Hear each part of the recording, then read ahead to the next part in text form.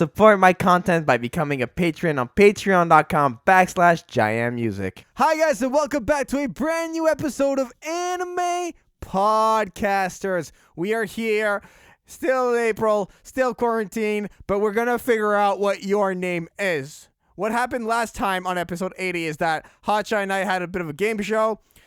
Hotshot almost won. He came so close, but he did not. And so the movie he had to watch was Kimi no Nawa, otherwise known as Your Name. Kyo has also watched it. I have rewatched it, and we're here today to discuss. Honestly, I'm just going to go ahead and say it, this masterpiece. It's a great movie. I love it. So let's bring in the people we're going to be talking with. My host, Hotshot. How's it going, buddy? I'm Hotshot. Thank you. All right, let's start with this. Initial impressions on Your Name. Hotshot, as a first-time watcher, what did you think when you came across the first few minutes of the movie? Honestly, when I came across the first few minutes, it took me a while to get into it, especially with Mitsuwa. Miso or Misawa. Mitsuwa. Especially with Mitsuwa, like going in with what you told me with it being body swap and stuff like that. When Mitsuwa first woke up and just like was surprised to find out that she was a girl, but then it was revealed that that was actually the real Mitsuwa, confused the hell out of me. Yeah, of course. And so I'm just like, okay, so is this the other guy already, or is it Mitsuwa? But then Mitsuwa was talking like it was her life, it was her friends, and everything else. I'm just like, okay, then why did she freak out when she found out she was a girl? Like it's just like little things like that really kind of spaced me out and took me a while to actually get into it. I mean, I liked it well enough. I'm not on the same page as you saying that it was a masterpiece. I did really like it, but don't give me that look, yo. But it's not like one of my go-to favorites. No, fair enough. And what about you, Kyo, when you watched it? So, saying body swap, the first thing that comes to our mind is the movie Freaky Friday. Of course, yes. So, like, going in with, like, that low expectation, but also seeing the trailers that promote it as, like, this really big, like, artistic piece of film. Right. I wasn't sure what to expect, so once it got started, it has kind of a Inception type of editing style where it like, or I guess it's not Inception. I guess it's more like Batman Begins, where like it like cuts back and forth without like establishing a whole lot. Like the first couple minutes, I think it does that, but then like they kind of have a better grasp on it.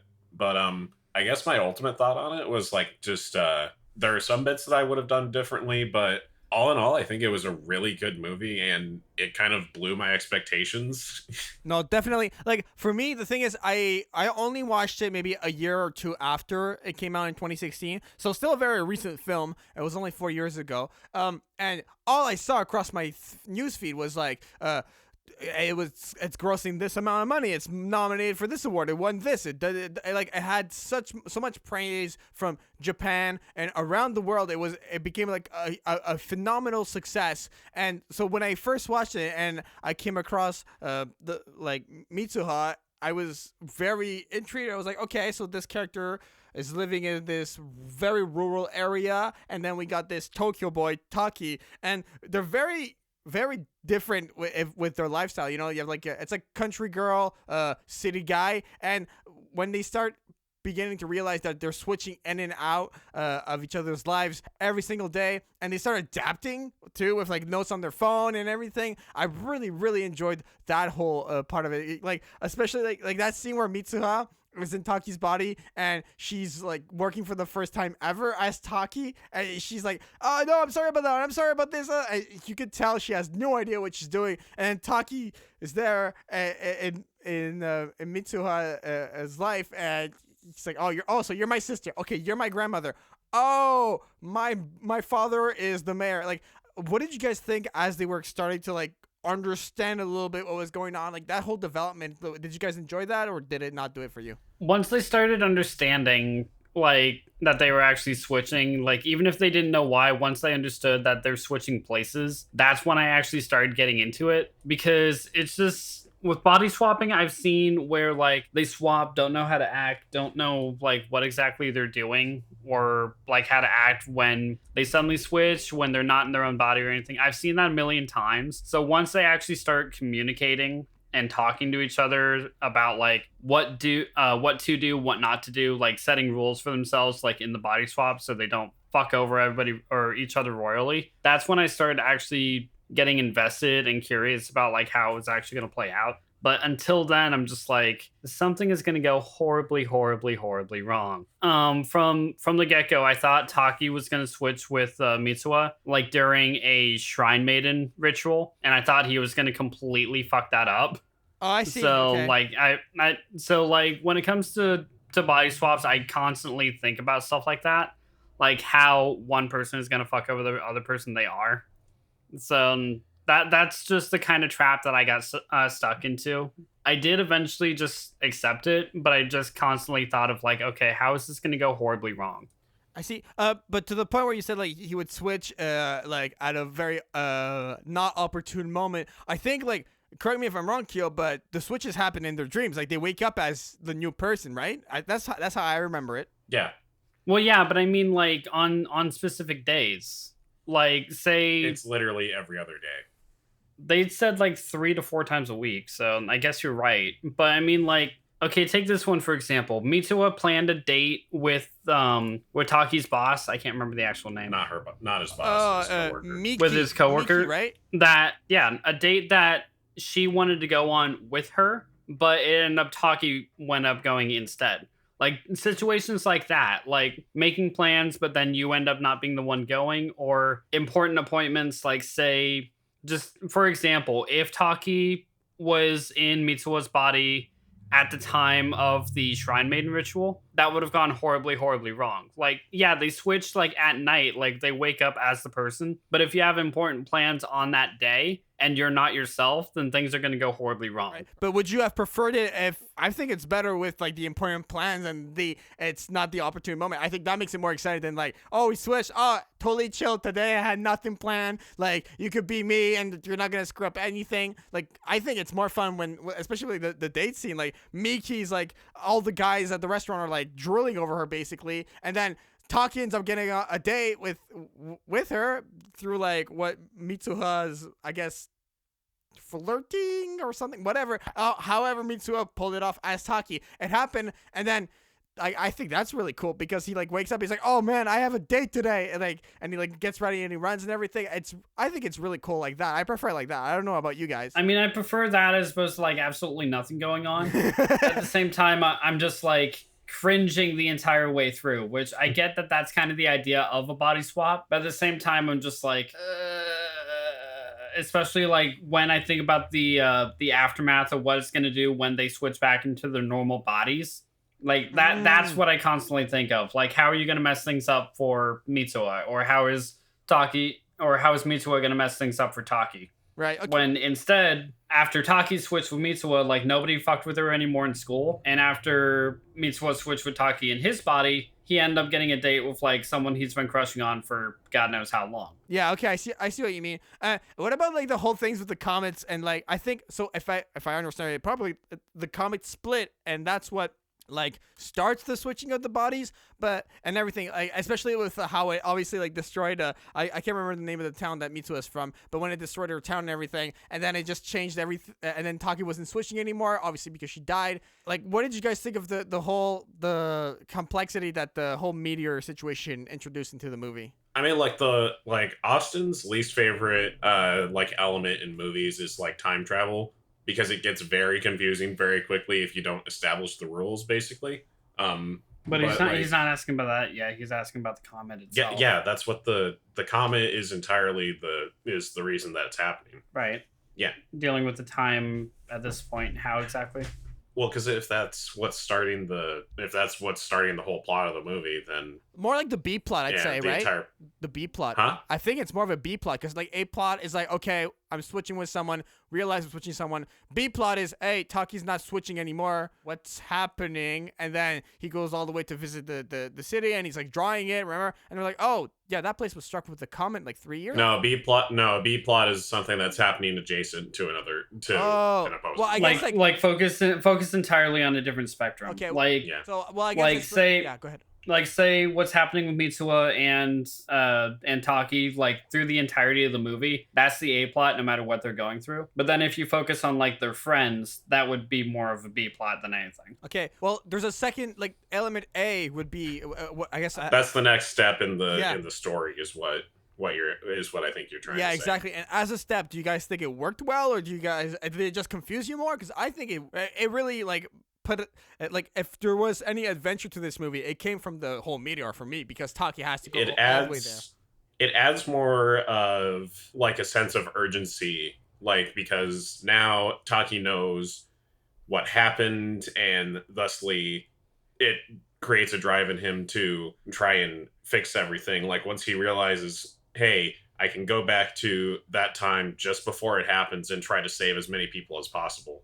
Yes, exactly. So I think it's more interesting that they actually did that, and I think it's something that you wouldn't normally see in a body swap movie or even a cartoon for that matter. But and honestly, I think it's much more interesting that they made that element.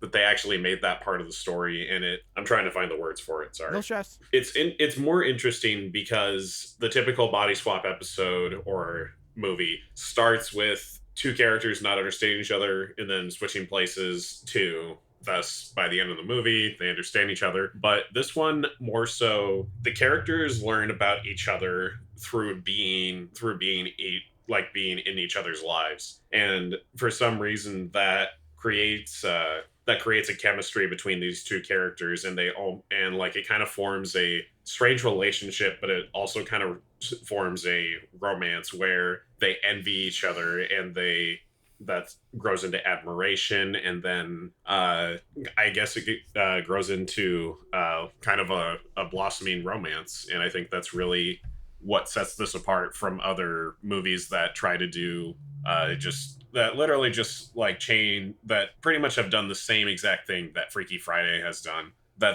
And I don't mean to draw that comparison too much because I feel like there are better movies than that, but that's easily the best thing I can compare it to. And my honest answer for the meteor thing, I think it like adding more of the fantasy element to it gives it more of that standout as opposed to other movies that do the same thing. No, definitely. I really love this whole meteor thing because it just the urgency I think is the best word to describe it that it gave.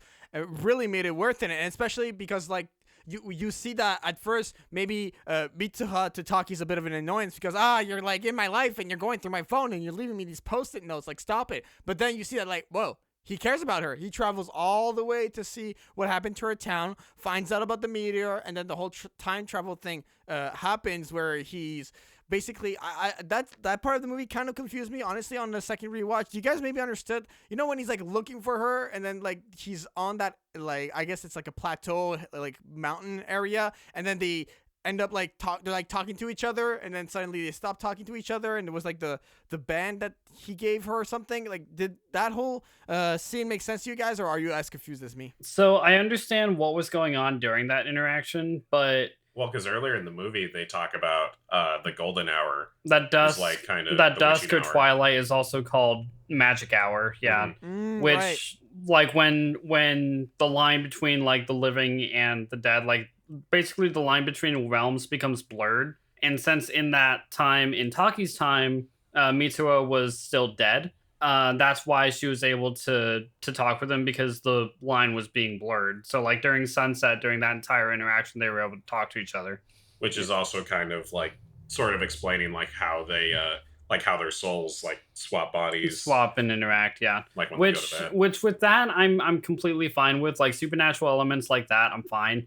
It's just the time travel that really fucks with me, because like there are very few exceptions to like what time travel movies I like. Like I like Back to the Future, of course. That's it. That's the only one I can think of that I actually like. But with it being time travel, with Mitsuha having died 3 years ago and us like living through the comet explosion that wipes out her entire town, and then Taki being the like once he drinks her sake, I think that she leaves as the shrine ritual, and being able to warn her and live like go through her body to try and warn her, and they make the plan to save save everyone. That just really messes with me because yes, the town still gets destroyed from the comet, but now everyone survives and life continues as normal. But are Taki and Mitsuo the only ones that know about that? Because they forget each other's names, but they remember like everything else that transpired. Like they actually don't. Like it shows that, or so like the thing that's echoing there is the grandmother says, I used to have dreams like that, and like as she's gotten older, those have faded. The memories are kind of like, it kind of works its way into like saying like adulthood.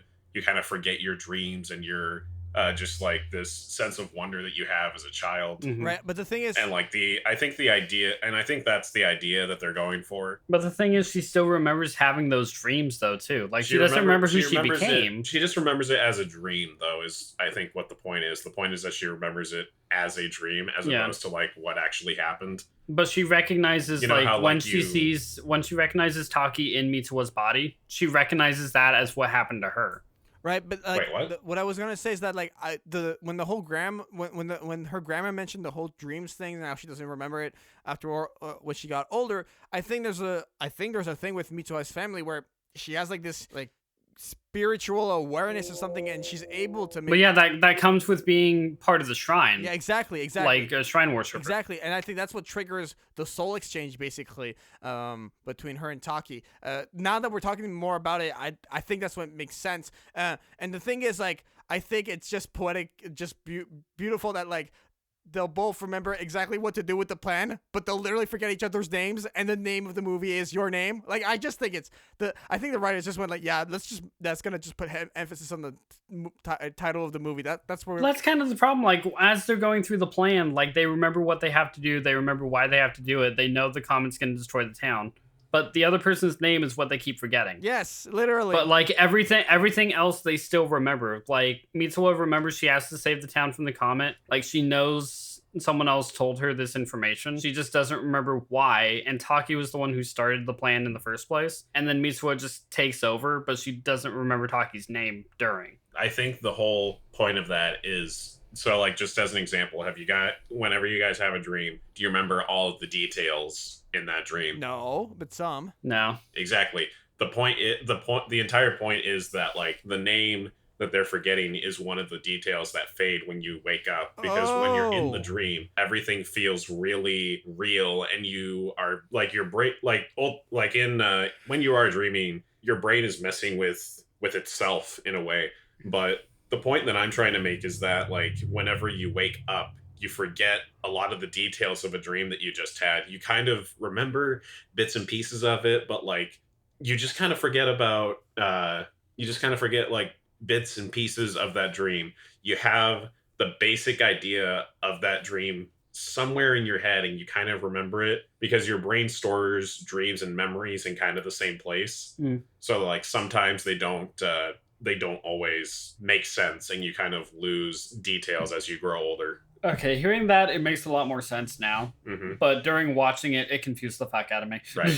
Okay, I think the whole point of the movie is that it's supposed to emulate a dream in a sense. Like a dream sequence, I think, more. Yeah. Because, I mean, turns out that it really did happen because they meet each other in the real world after the people are saved.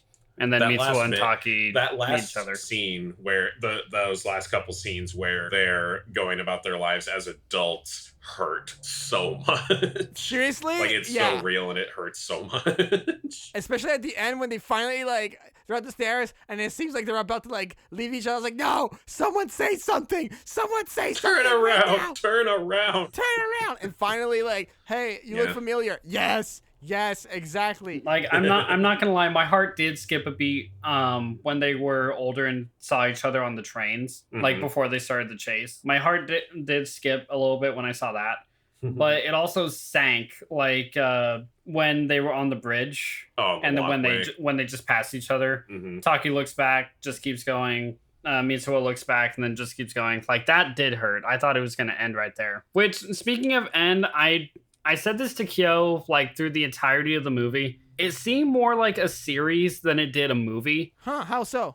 Because I mean, okay, so I know anime movies do this, but I just can't help but incorporate like intros, like musical intros with movies. I associate it with show intros. So when the intro kicked up, it just registered to me as a show, and then I saw like their first interactions of switching bodies, and then it feels like an anime pilot episode, kind of. right. And then once you watch, like, legitimately, I checked the time for this. Once you watch the first, like, 31 minutes, like, the almost average time of a standard anime show episode, they realize that they're switching places, and then it goes into another musical montage. I'm just like, oh my God, that's just one solid episode.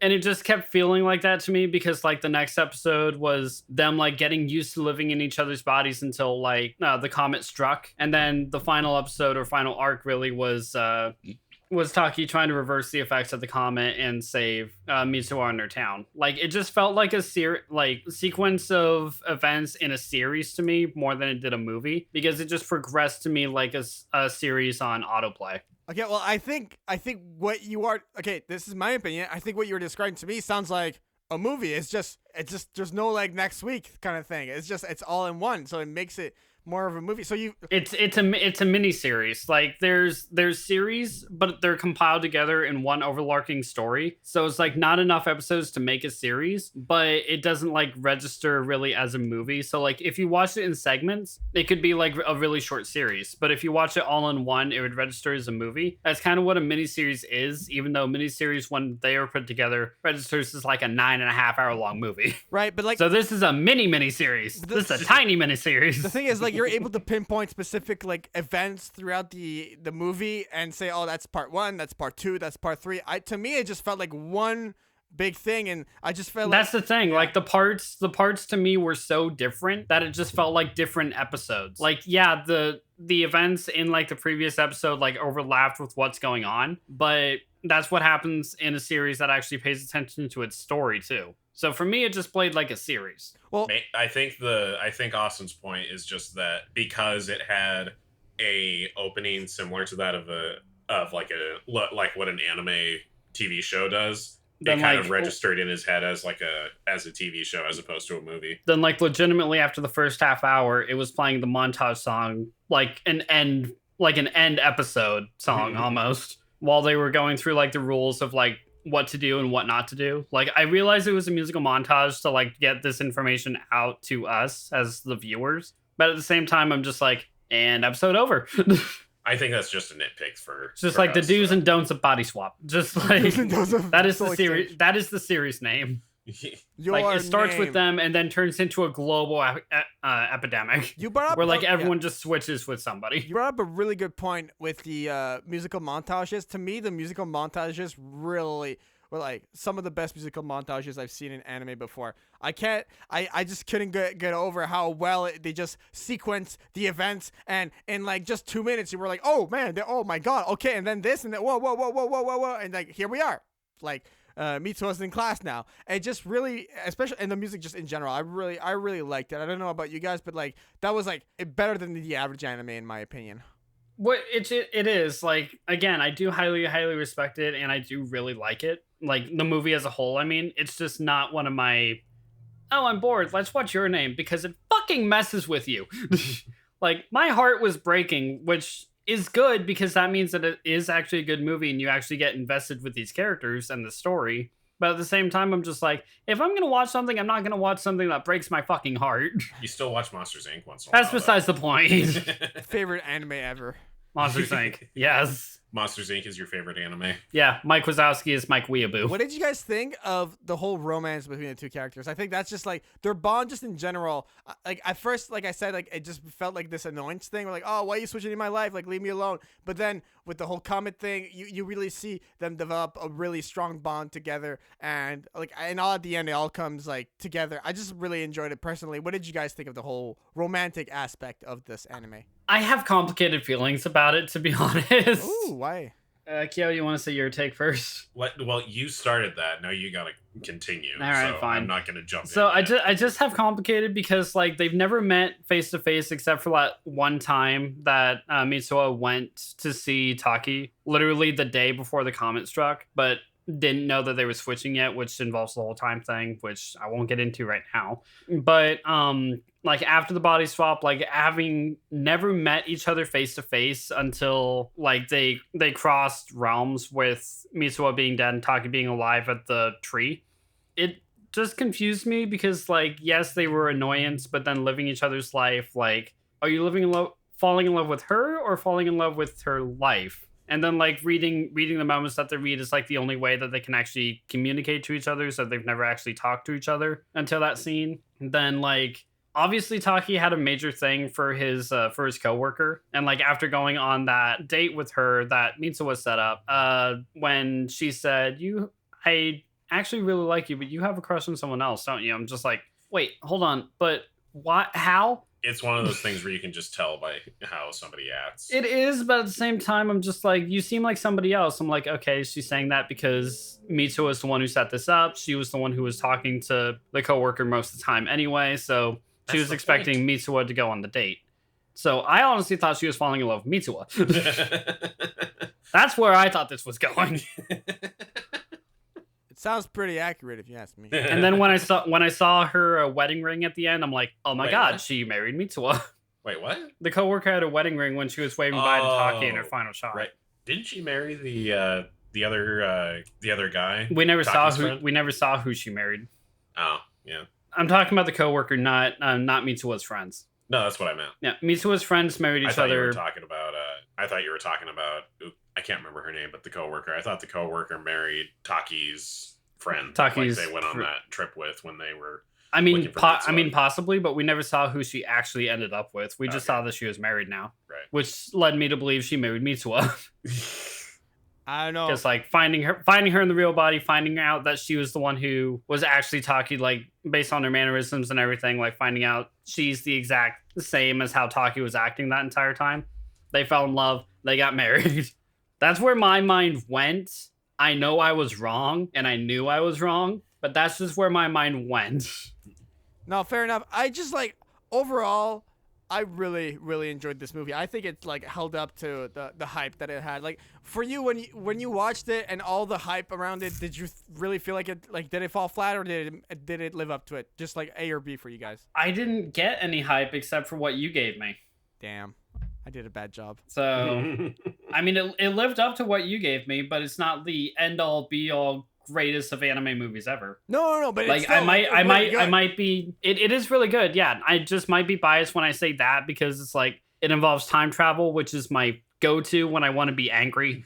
And like as much as like I feel for the characters and as much as like I'm emotionally invested in them, whenever I pick a good show or movie for me, I tend to not go to ones that break my heart or play with my feelings. I think you have a problem then. I mean, I know, like I love Angel Beats, but I'm not gonna throw it on when I'm bored one Saturday morning. So I'm just like, I really love them. They're just not in my favorite category. Quick, low key, Jayan, have you seen Angel Beats? No, he hasn't seen it yet. I have not yet. You need to watch it because it's on Netflix now. So there. Fine. Seriously, since we're bored with nothing to do, listen to our recommendations from time to time, huh? All right, fine. I'll do that. Gosh, I want to go through some. I want to go through some like more minor characters really quickly and just get like initial takes on you guys. Nothing too deep. First, I love Mitsuha's friends. Those two were funny. Yeah, Mitsuha's friends were probably the best. I actually want to start. Part of the movie. Yeah. I just want to start with that. The Japanese names. I might pull a Hotshot here and just scramble the whole name, but Katsuhiko, the guy, Mitsu had one guy friend and a girlfriend. The guy friend, I really thought he was like a really helpful hand, like telling people you got to evacuate right now. He seemed like a really supportive person. And then I thought he was legitimately kind of badass. like he's the goofy one, but at the same time, like he'll get shit done, like that kind of character. Though I do have one problem with him. which is Wasn't there an easier way to take down the power, like hitting the giant power switch as opposed to blowing the fucking thing up? anime logic, Hotshot. I mean, I know, and I get it, and I loved it, but at the same time, there's an easier way to do this. Which is? Turning off the I power! don't understand. I'm just using my anime logic. You don't have to explode it, just hit the switch, it's off, and someone has to manually come back up to turn it back on. But they didn't even know that was the issue, they didn't even know it exploded, they just thought it went off. Yeah, I Yeah, but that would, or like the whole point was so that like the explosion would also cause wildfire, and that would have like an actual reason to. Do you leave the house, Austin, when the power goes out? No. Yeah, that's the point.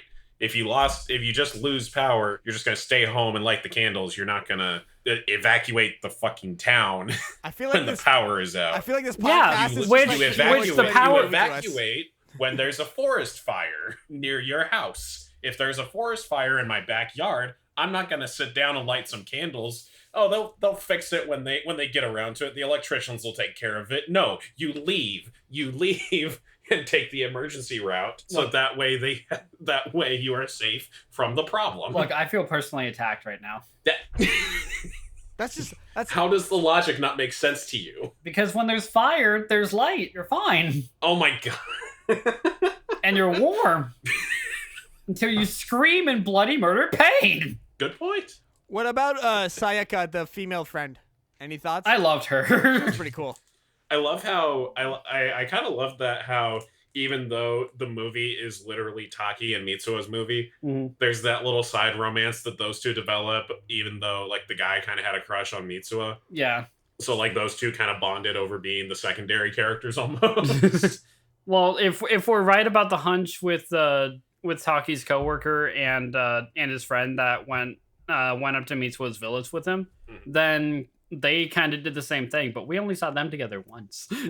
Like those two alone. Once. Those two alone Yeah, true. once, and meanwhile Mitsuo's friends, like they were constantly together. Yeah, that's why I think that one made more sense. Yeah, but again, we're hunching on the coworker's romance. We don't know who it actually was. Yeah. Definitely. And then But with we hardly even talked about Saya, so let's just one quick thing about her. The thing that like she was still willing to like hold the evacuation call and everything, even though she was clearly against it, but knew she had to for the sake of the town.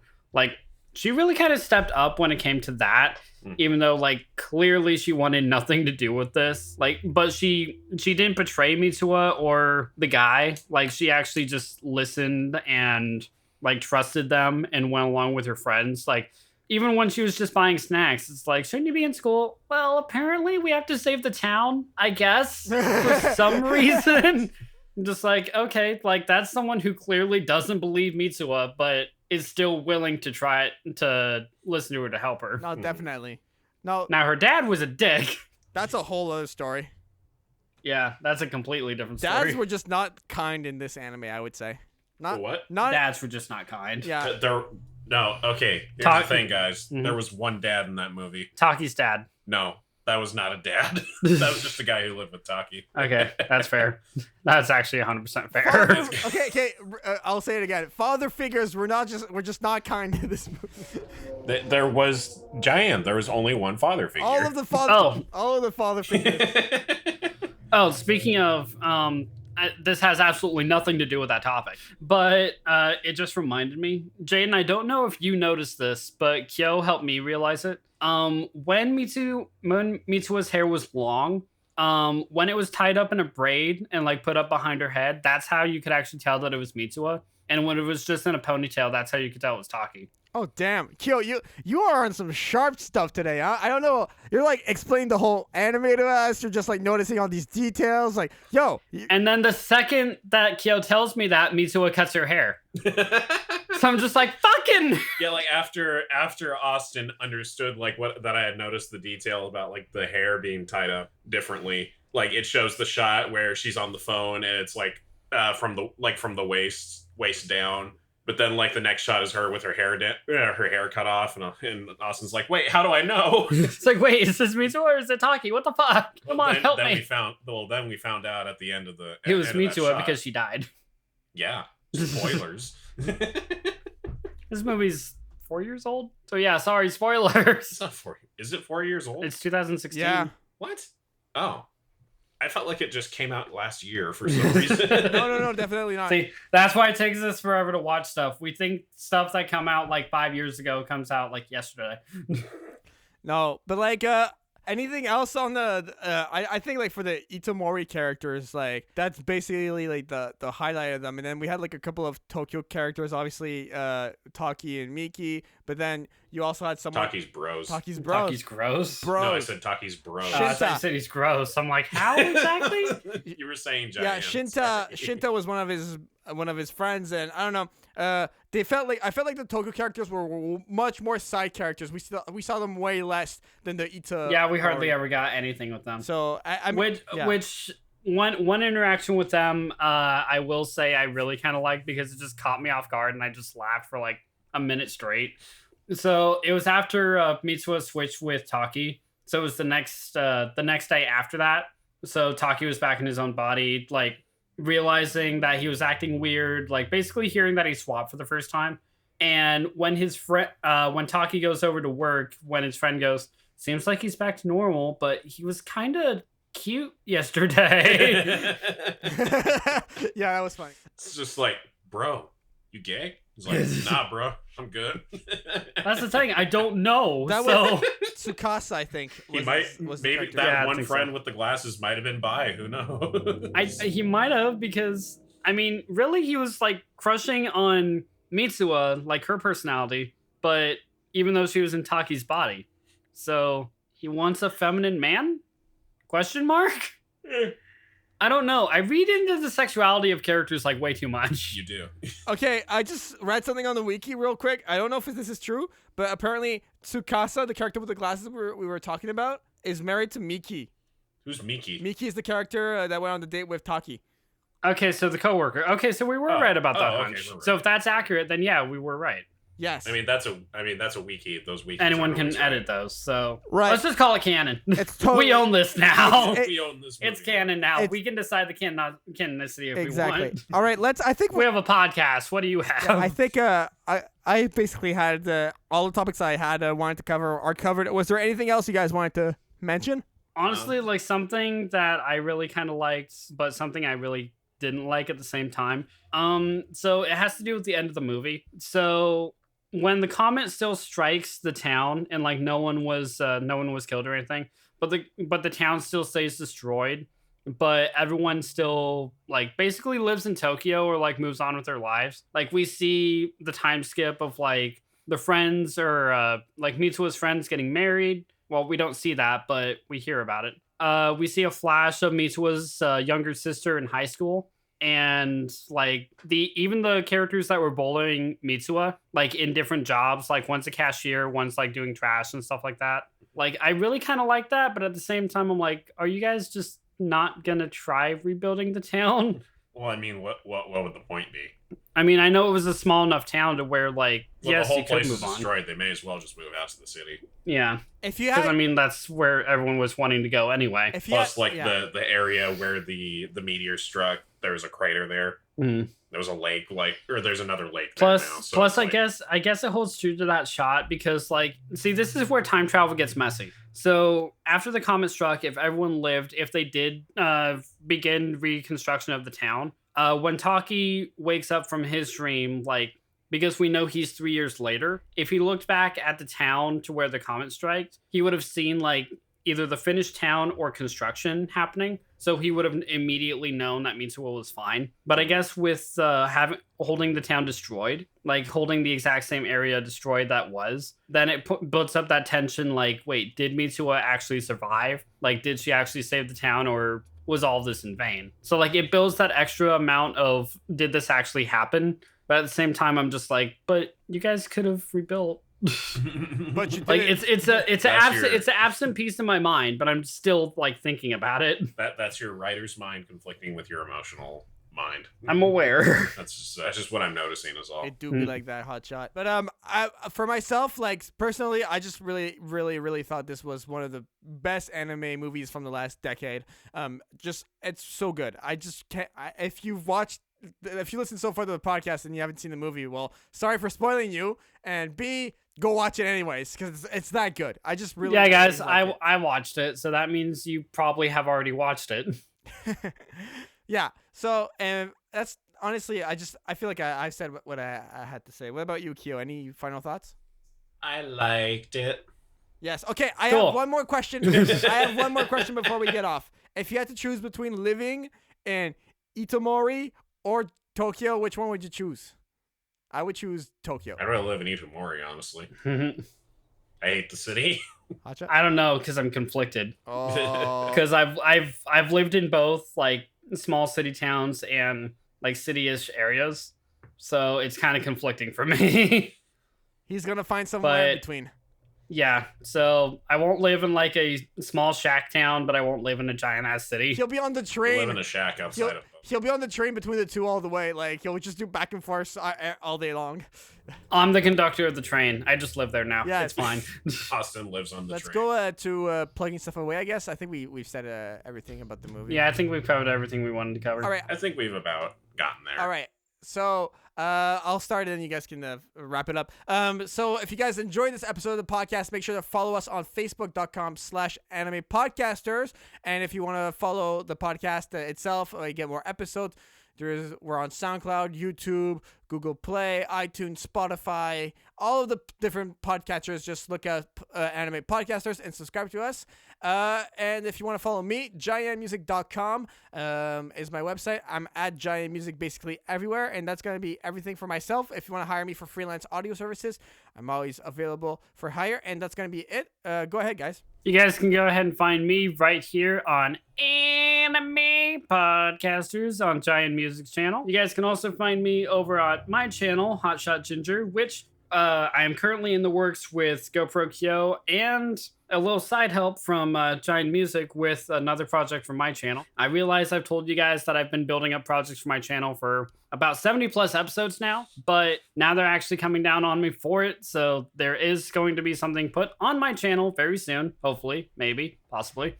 And you guys can also find me over on our other channel, Nostalgia Brothers, which that's another project that they're on me about. So we're going to be working on that too. Yay. So they're actually making me a productive member of society, and I hate them both for it. Yay. Kill.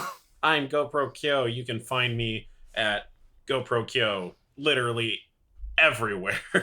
Instagram, Twitter, Tumblr. Facebook. That's it. it. I forgot YouTube. How did I forget YouTube? I don't know how, but Facebook.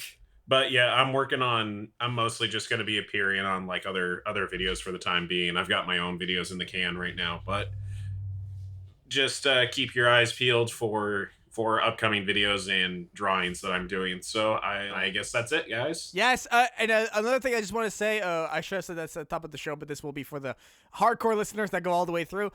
Because of this whole quarantine thing, we're going to try to produce more than 2 episodes a month. We'll see. We're obviously going to always be doing 2 episodes a month like the regular, and if we can, we might do a 3rd or 4th episode. It'll really depend on the scheduling and everything. So we're going to try. I'm just saying we're going to try to put out more episodes. Doesn't mean it's going to happen, but it's possible. So make sure you subscribe so you don't miss any of those. So for myself, for Hotshot, for GoProkyo, this has been another episode of Podcasters. Yeah, that. Bye, guys. Thank you for watching this week's episode of Anime Podcasters. If you would like to support the podcast, you can find audio downloads on Apple Podcast, SoundCloud, and Google Play. If you would like to support the voices in this podcast, follow their links in the description and the Twitter handles on screen. See you next time, weebs.